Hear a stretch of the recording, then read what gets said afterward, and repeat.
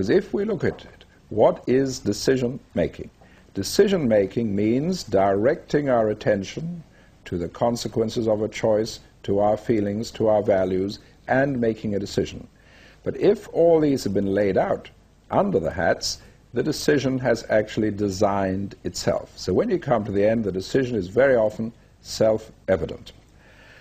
Last year in England, there was a write-up on the 6 hats in the Financial Times, and the following week I had a letter from a fellow who said he was in the country with his wife and they couldn't decide whether to buy this particular house or not. And they'd been arguing about it for 2 or 3 hours. He then said to his wife, let's try that 6 hats thing I read about in the paper last week. And they tried it. He said within 3 minutes they had a decision. In other words, laying things out clearly, rather like laying out a roadmap, the decision is often self-evident. So blue hat at the beginning, blue hat at the end. In between, it will vary with what is being done. For example, if you are assessing something, then you would start with the yellow hat, because if under the yellow hat, when you're making your strongest effort to find benefits and values, if you cannot find many benefits and values, that is the end of it. There is no merit in that idea. You don't even need to use the black hat. But if under the yellow hat you find lots of benefits and values, and then you come to the black hat, and now you find lots of problems and difficulties and so on, at least now you're motivated to overcome those problems because you have seen the benefits. But if you start off with a black hat before you've seen any benefits and you find a lot of problems and difficulties, you're going to dismiss that idea without ever having explored the benefits. So in general, in assessment, it makes sense to start with the yellow hat. After the black hat, you may then use the green hat, even if you're using it elsewhere, to see how you can overcome some of those difficulties. Some of them you can immediately say, we can overcome so-and-so. Some of them you can't. You have to note the ones you can't, come back to it later, think about that particular point.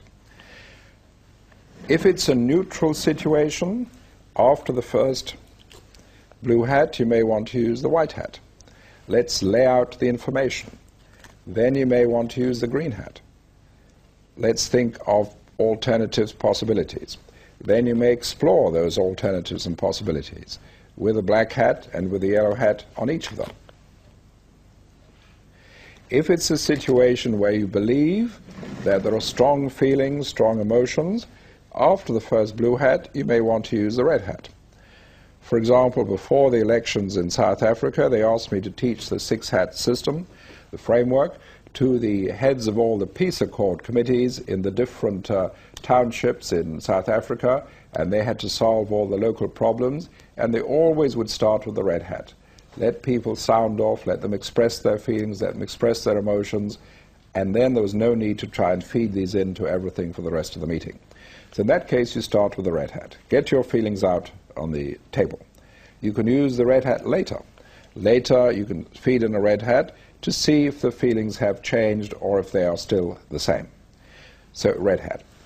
There wouldn't be any point in starting with the red hat if there were not existing feelings, because you wouldn't ask people to adopt feelings if they were not already there.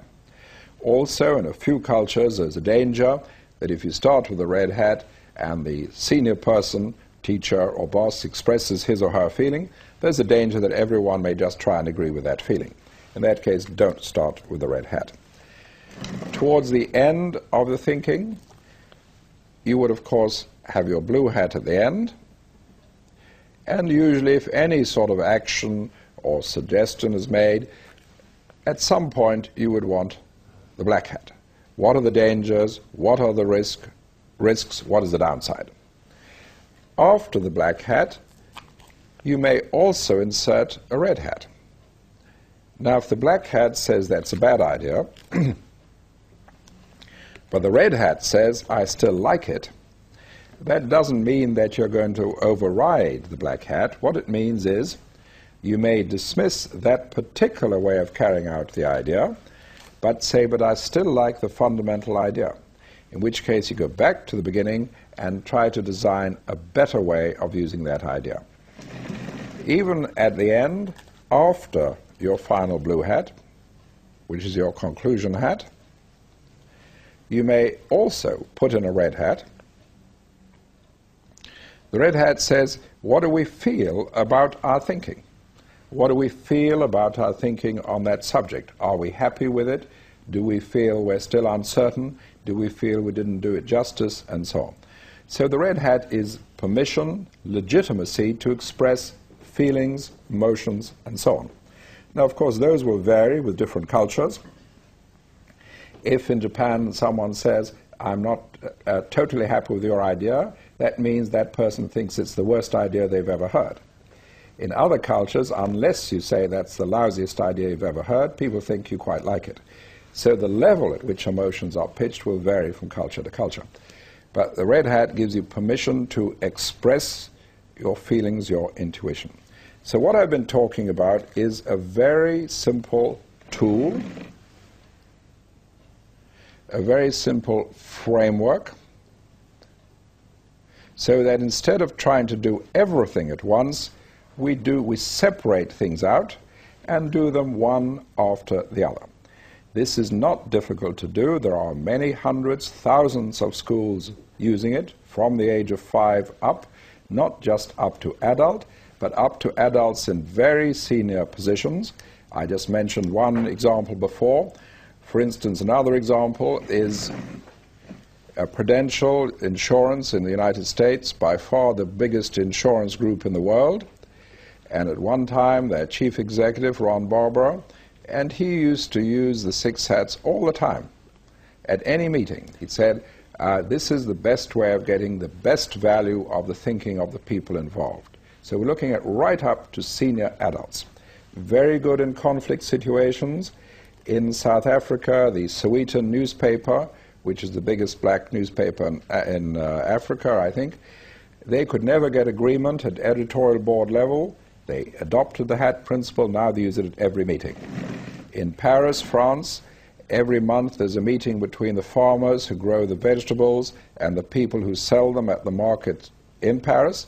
These were always very acrimonious adversarial meetings. The farmers used to accuse the marketers of not getting a good enough price. The marketers used to accuse the farmers of not producing good enough quality. Someone introduced the hats. They had the best meeting they've ever had. Now they use that framework for all their meetings. One time in Florida, Apple Computer had a meeting which apparently was in total chaos. They introduced the hats, made sense, and got a very valuable meeting. So we're looking at a very simple, very usable framework. Now, the point which I want to emphasize is this does not mean that our traditional argument system is bad, any more than the front left wheel of a car is bad. It is excellent, but by itself it is not sufficient. It is not sufficient.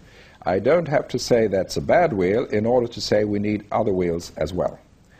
Now, what the 6 hats framework does is that instead of argument, instead of just drift, instead of confusion, instead of trying to do everything at once, we can have parallel thinking.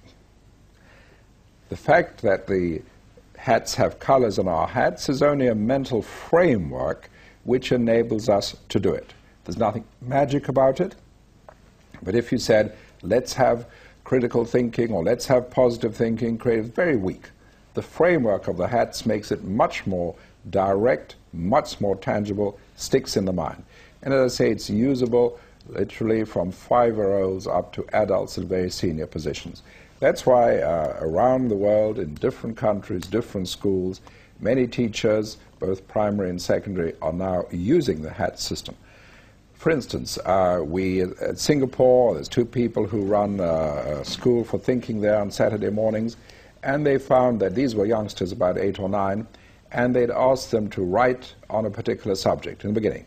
And the youngsters would write 2 lines on the subject. Once they had the 6 hats framework, they would write 40 lines on that subject.